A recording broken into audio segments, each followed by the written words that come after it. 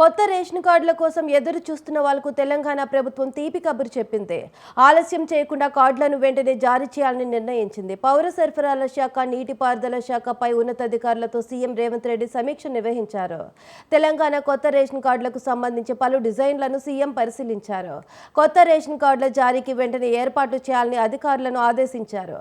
అయితే ప్రస్తుతం ఎమ్మెల్సీ ఎన్నికల కోడ్ అమలు ఉంది. ఎమ్మెల్సీ ఎన్నికల కోడ్ అమల్లో లేని జిల్లాల్లో వెంటనే కార్డులు జారీ చేయాలని అధికారులను ఆదేశించారు సీఎం రేవంత్ రెడ్డి.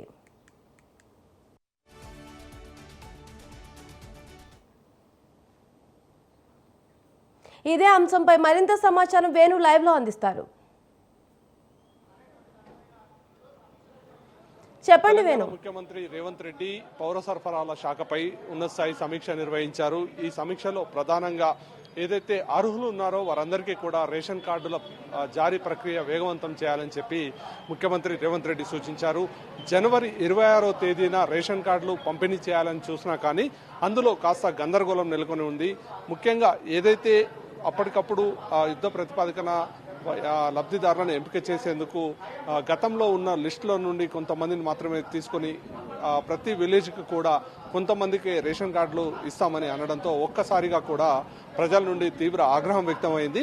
ఇక ఈ నేపథ్యంలో ముఖ్యమంత్రి రేవంత్ రెడ్డి ఈరోజు ఉన్నతస్థాయి సమీక్షా సమావేశం నిర్వహించి అర్హులైన ప్రతి ఒక్కరికి కూడా రేషన్ కార్డు అందించాలి, ఖచ్చితంగా ఇందుకు సంబంధించి అధికారులు వెంటనే చర్యలు తీసుకోవాలని చెప్పి సూచించడం జరిగింది. ముఖ్యంగా ఒకవైపు తెలంగాణలో ఇప్పటికే గ్రాడ్యుయేట్ అలాగే టీచర్ ఎన్నికలకు సంబంధించిన ప్రక్రియ కొనసాగుతోంది.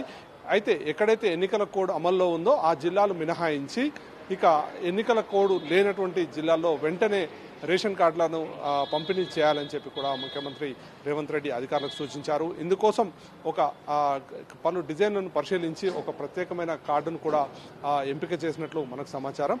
ఇప్పటికే తెలంగాణ వ్యాప్తంగా చూసుకుంటే దాదాపు 92 లక్షల పైచీలకు రేషన్ కార్డులు ఉన్నాయి. ఇక ఎవరైతే ఇటీవల కాలంలో ప్రజాపాలన సందర్భంగా అప్లికేషన్లు పెట్టుకున్న వారు కానీ అలాగే జనవరి 26వ తేదీన నిర్వహించినటువంటి దాంట్లో కానీ వీటన్నిటి ద్వారా వచ్చినటువంటి అప్లికేషన్లు దాదాపు 10 లక్షలకు పైగా ఇప్పటికే వైట్ రేషన్ కార్డు కోసం అప్లై చేసుకోవడం జరిగింది తెలంగాణ వ్యాప్తంగా. ఇక మరోవైపు గత కొద్ది రోజులుగా చూసుకుంటే మీ సేవా కేంద్రాల్లో కూడా భారీ ఎత్తున వైట్ రేషన్ కార్డు కోసం ఎవరైతే ప్రజాపాలనలో అప్లై చేసుకోలేదో వారందరూ కూడా అప్లై చేసుకునే ప్రక్రియ కొనసాగుతోంది. ఇప్పటికే ప్రభుత్వం కూడా ప్రకటించింది మీ సేవ ద్వారా నిరంతరాయంగా కూడా రేషన్ కార్డు కావాల్సినటువంటి వారు అప్లై చేసుకోవచ్చు అని చెప్పిన నేపథ్యంలో ఇక ముఖ్యమంత్రి కూడా అందుకు అనుగుణంగా ఈ రోజు అధికారులకు ఆదేశాలు ఇవ్వడం జరిగింది. ఎవరైతే అర్హులు ఉన్నారో ఖచ్చితంగా వారందరికీ కూడా ఈ రేషన్ కార్డులను వెంటనే జారీ చేయాలి, ఇందుకు సంబంధించినటువంటి ప్రక్రియను వేగవంతం చేయాలని చెప్పి ముఖ్యమంత్రి సమీక్షా సమావేశంలో నిర్ణయం తీసుకున్నారు. Right, thank you Venu.